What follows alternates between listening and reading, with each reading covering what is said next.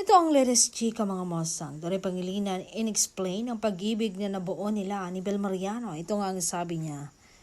As hopeless romantics, we all have that quiet craving, a love that starts naturally. Walang scripts, walang shortcuts. Yung tipong simple lang, isang ngiti, isang tanong at isang usapan na hindi mo namamalayan na ilang oras na palang lumipas. So, we realize that the best connection aren't rush.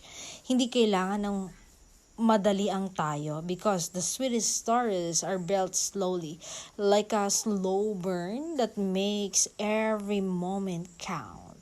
Yan kami ni Belle. Hindi ko siya minadali. And over time, we learn that love isn't about forcing things to happen.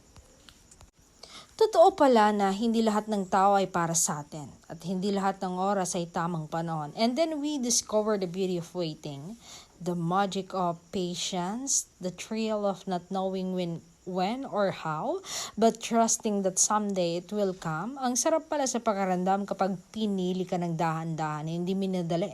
Hindi pinili kasi ikaw lang ang nandyan. So, when we crave that organic encounter, it's not desperation, it's hope.